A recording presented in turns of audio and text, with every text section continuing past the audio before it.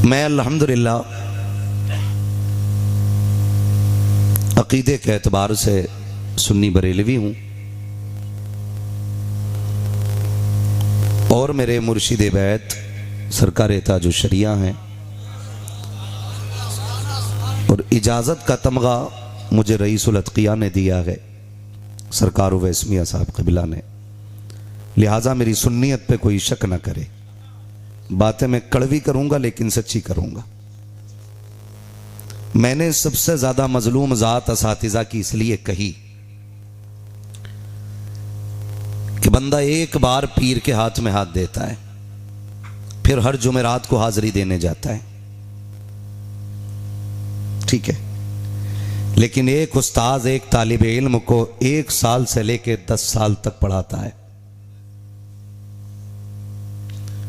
फारिग होने के बाद हाफिजों का हाल यह है कि कुरान सुना के आते हैं तो हर यार को याद रखते हैं किससे ईद मिलनी है, लेकिन 2 मिनट के लिए उस्ताद के पास नहीं जा सकते।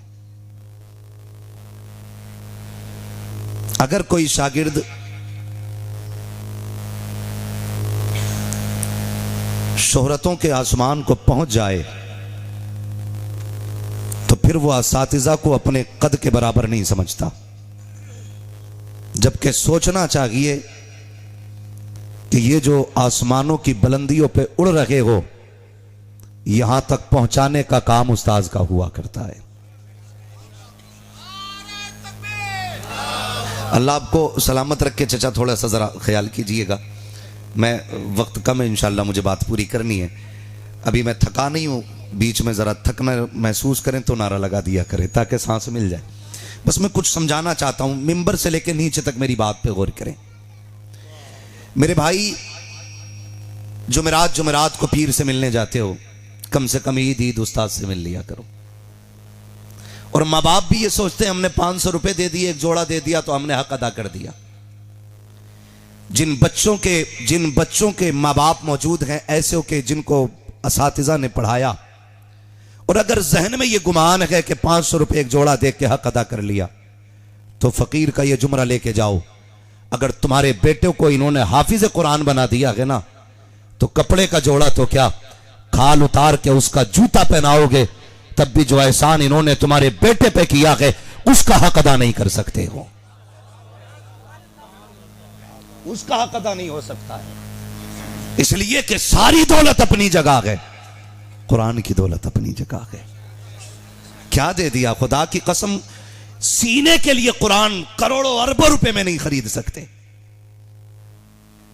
और कितनी आसानी से हम इस मदरसे वाली जमात को जलील करते हैं। हो सकता है मेरी जमात के कुछ लोग मुझ पे तंज करें, लेकिन कीजिए, आपके हाथ में कलम है, मुझे कोई एतराज नहीं है। आप अपना काम कीजिए, मैं अपना काम करूंगा। हमने अपनी जमात को मदरसे की यतीम, गरीब, लावारिस कहना शुरू कर दिया, जबकि ये वो जमात है जिसका खुद मदीने वाला भी वारिस है, खुद काबे वाला भी वारिस है। और ये बात मैं आपको बता दूं, अगर किसी के घर में बरकत ना हो तो मतला पीर साहब से 8 किलो का तावीज, मदरसे आ, कारी साहब से कह हुजूर का एक मेहमान मुझे दे दो, अपने घर लेके जा, दस्तरखान बिछा। लोग बड़ी एहतियात करते हैं, कहते हैं कि डिस्पोजल रखा जाए, जिस गिलास में एक बार पानी पिया जाए वो फेंक दो ताकि बीमारी ना लगे। प्लेटें वो लाई जाती हैं जिनको यूज करो और फेंक दो, इस हिसाब से हम बर्तन इस्तेमाल करते हैं। कई बार तो चम्मच रख दिए जाते हैं कि प्लेट में हाथ ना लगे। लेकिन सुन मेरे प्यारे, जब कुरान वाले को अपने घर लेके आए तो फेंकने वाला गिलास ना लाना, वो गिलास घर से निकाल जिसे बहुत संभाल के रखता है, वो प्लेट घर से निकाल जिसे संभाल के तूने रखा है। हाथ में चम्मच ना दे, बैठा कुरान के कारी को कहे मुस्तफा के दीन के तालिब इल्म, आज चम्मच से ना खा, उंगली डाल मेरे खाने के अंदर और हाथ से प्लेट को छू दे। खुदा की इज्जत की कसम खा के कहता हो, जैसे कुरान वाले के हाथ तेरे घर की प्लेट में जाएगा, सिर्फ उंगलियां लगी जाएंगी, उंगलियों के साथ खुदा की रहमतें भी नाजिल कर दी जाती हैं। लेकिन हमने एहतराम करना छोड़ दिया अपने मदरसे वालों का। हमने कुरान वालों का एहतराम खत्म कर दिया। ज़ैनुल आबिदीन भाई, ये हकीकत बात है। हजरत जी तवज्जो है सरकार, तवज्जो फरमाइए। आज सबको अपना काम अच्छा लगता है। मैं सोचता हूं दीन की सारी ठेकेदारी मुकर्रिरों के पास है। मुदर्रिस सोचते हैं सबसे बड़े ठेकेदार दीन के मुदर्रिसीन हैं, और जिनके हाथ में कलम है वो सोचते बस हम ही हम हैं। अपने सामने कोई किसी को कुछ समझने तैयार नहीं। बस इतना मशवरा है, अपने आप को कुछ ना समझो, मिटा दे अपनी हस्ती को अगर कुछ मर्तबा चाहे, कि दाना खाक में मिलकर गुले गुलजार होता है। जब तक ये मैं नहीं जाएगी ना अंदर से मैं, उस वक्त तक कुछ नहीं मिलने वाला। इस मैं को खत्म करना पड़ेगा।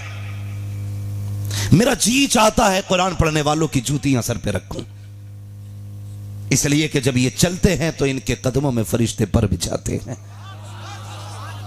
मगर मेरी कौम, तुम्हारा क्या करना है? भाई ज़ैनुल आबिदीन पढ़ेंगे, आप नारे लगाओगे, मुझे एतराज नहीं।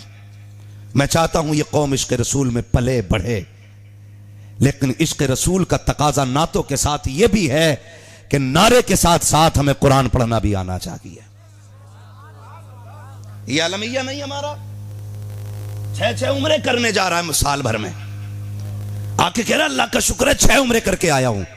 बैठा के हजरत पूछ लिया जाए जरा सना सुना, तो 36 गलतियां सना में होती हैं। कहा जाए दुआए कुनूत सुना, कहता पता ही नहीं ये क्या होती है। खुदा की कसम मैंने ऐसे लोगों को देखा है जिनके जुब्बे कुब्बे पे कुर्बान होने जी चाहता है, लेकिन तावुज़ व तस्मिया का भी तलफ़ुज़ दुरुस्त नहीं होता है। मैं इतना कहना चाहता हूँ यार, कुरान सीख लो, तेरे 6 उम्रें तुझे मुबारक हो, खुदा करे बार बार जाए। लेकिन जरा ये तो बता, अगर तुझे कुरान नहीं आया तो क्या करने गया था मस्जिद नबवी के अंदर? अगर तुझे सूरे फातिहा नहीं आती तो किस मुंह से गुंबदे खजरा के सामने खड़ा था? अगर तुझे फातिहा नहीं आती तो कैसे गया था जन्नतुल बकी में? मुझे भी तो बता सकी। अगर तुझे दुआए कुनूत का सलीका नहीं है तो क्या करने हरम में गया था? क्या कि अच्छा होता 6 उम्रे ना करता, वो उम्रे का वक्त कुरान की तालीम में दे देता, कुरान सही पढ़ता, गुंबदे खजरा के आगे खड़ा होता, कभी यासीन पढ़ के सुनाता, कभी रहमान पढ़ के सुनाता।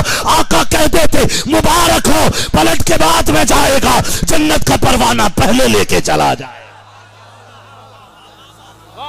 ये रौनक है, हमारी कौम को कुरान नहीं आता।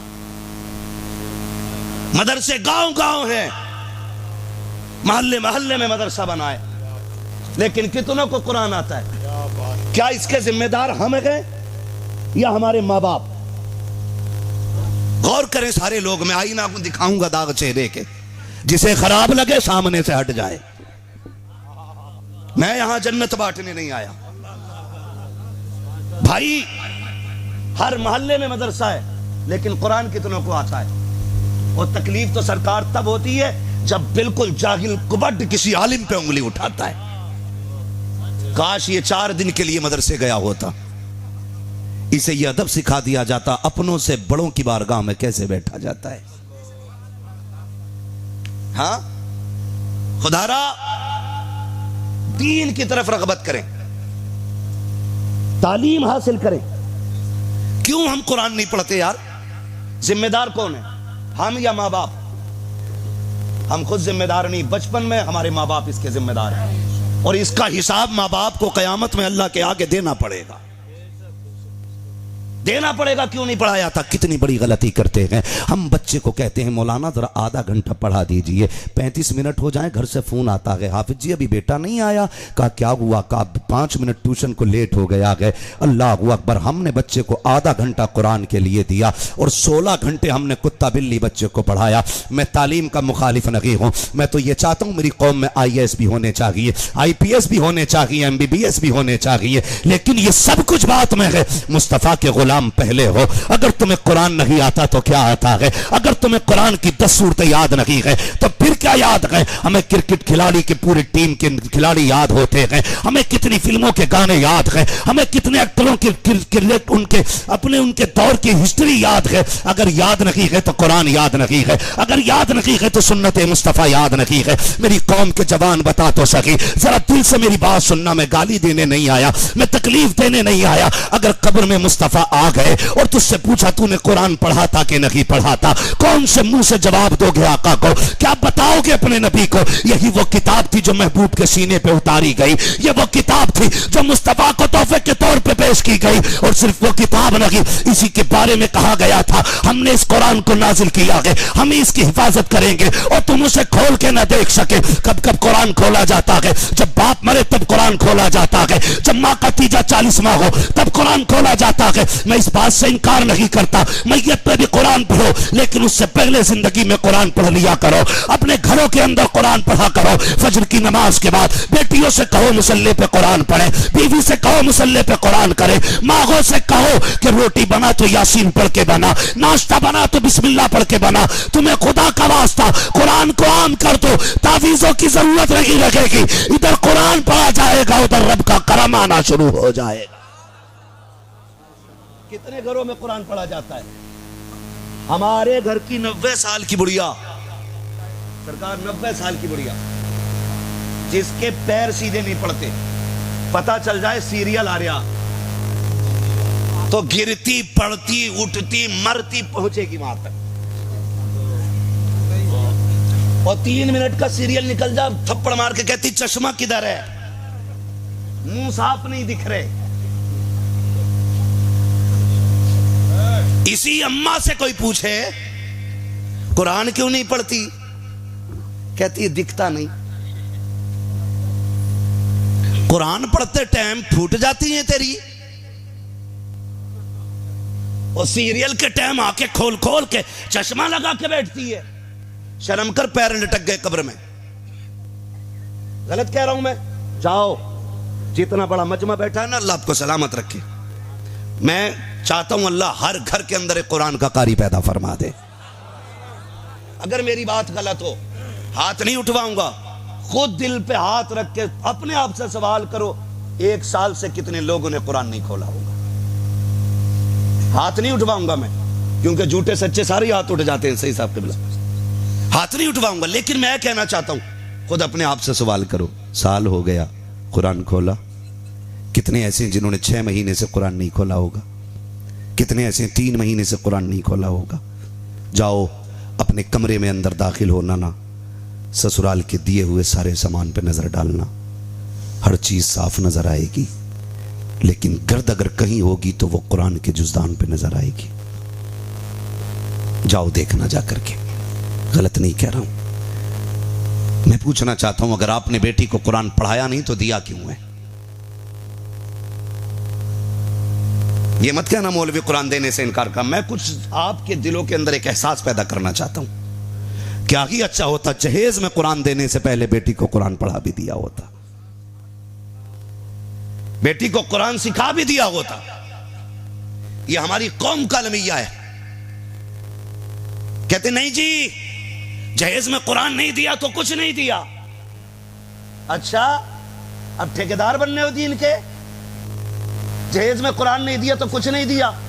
हमें कुरान बड़ा प्यारा कुरान जरूर दिया जाएगा। मुझे बता, 7 दिन पहले से ढोल बज रहा है, तब कुरान कहां था? 3 दिन पहले से डीजे बजते रहा, तब कुरान कहां था? तेरे घर के अंदर गीत की रस्में होती रही, तब कुरान कहां था? तेरे घर के अंदर रोज रात के 11 बजे ढोलक बंद होती थी, परमल बांटे जाते थे, तब कुरान कहां था? मेहंदी की रस्म पर जमकर के बदतमीजियां होती रही, तब कुरान कहां था? तेरे घर के अंदर बेटी की रुखसती पे बेटे डांस करते रहे, तब कुरान कहां था? अब जब बेटी चलने लगी है तब कहते हो ठहर जाओ, अभी गाड़ी में पहले बेटी से कुरान रखा जाएगा। मैं कलाई पकड़ के पूछता हूं हर बाप से जो गाड़ी में आगे कुरान रख रखे हो, बताओ बेटी को कुरान पढ़ाया गया कि नहीं? कहा नहीं मौलाना, कुरान तो ना पढ़ा सके। कहा दे क्यों रखे हो? ताकि बेटी के जहेज में कमी ना रह जाए। मैंने कहा चल ठीक है, तूने दे दिया जहेज के तौर पर, लेकिन हमने देखा है जब यही कुरान बेटी की ससुराल जाता है तो जैसी फ्रिज आया, सास कहती है इधर संभाल के रखो, अलमारी आई यहां रखो, आया कूलर यहां रखो, रखो, उसके बाद वॉशिंग मशीन यहाँ रखो, ये कुट्टी काटने की मशीन, ये कपड़े धोने की मशीन सारी संभाल के रखी जाती है। आखिर में एक बंदा कुरान लेके चलता है, सास कहती है ये क्या है, का इसमें कुरान है, का इस कुरान की क्या जरूरत थी, हमारे घर के अंदर 11 कुरान पहले से मौजूद थे, जाओ इसे मस्जिद में पहुंचा दिया जाए। और मेरे भाई पूछते हो कयामत कब आएगी, जब कुरान को उठा के घर से मस्जिद में पहुंचाने जाया लगे तो याद कर लेना अब किसी ऐलान की जरूरत लगी है, कयामत तेरे दरवाजे पे आके खड़ी हो गई है। शर्म आनी चाहिए। हमारे घर के अंदर टीवी के लिए जगह है, फ्रिज के लिए जगह है, कूलर के लिए जगह अगर नहीं है तो कुरान के लिए नहीं। क्यों नहीं है? पढ़े कुरान, बेटियों को भी कुरान सिखाओ, खुद भी कुरान सीखो, वरना क्या जवाब दोगे कयामत में हुजूर को। ये मोहल्ले मोहल्ले में मदरसे बन गए तो इसलिए सस्ता समझ लिया हमने दीन को। आज गांव गांव में कुरान पढ़ाने के इदारे कायम है, ये उलमा का एहसान है। तुम्हारे ताने सुन के, तुम्हारी गालियां सुन के, तुम्हारी जुल्म और सितम को सहने के बाद ही मदरसे चलाते हैं। सबकी बात नहीं करता, सारी खराब हो जाए फिर बेड़ा ही गर्क हो जाए। लेकिन यह भी कड़वी सच्चाई है, जिन्हें कुरान पढ़ाते उन्हीं से कुरान के नाम पे गालियां खाते। मुझे बताओ, जिस टीचर ने तीसरे क्लास की किताबें पढ़ाई हो और बंदा जज भी बन जाए ना, तो हिंदी इंग्लिश के अंदर उसूल ये रखते हैं, ये हर शख्स, और मैं चाहता हूं कि हर उस्ताद का एहतराम किया जाए। वहां ये होता है कि नहीं नहीं मेरे टीचर खड़े। तुम्हारे टीचर कैसे? कहा तीसरे क्लास मैंने इन्हीं से पढ़ी थी। एक क्लास पढ़ लिया, एहतराम करते हो। जिसने तुम्हें पूरा कुरान पढ़ा दिया उसका एहतराम क्यों नहीं करते हो? बताओ मुझे। दीन सस्ता है? इतना सस्ता नहीं जितना समझ रखा है। दीन कितना मुश्किल है, कभी पूछ खदीजतुल कुबरा से। हमारा तो कुछ नहीं लगा ना, हम तो एक बोरी सीमेंट की मदरसे में देके 6 बार कारी गैसुद्दीन से हजरत से ऐलान कराते, कर दियो मैंने एक बोरी सीमेंट की दी है। क्या लगा है किसका यार? जो कुछ लगा है दीन पे नबी का लगा है। और मैं तो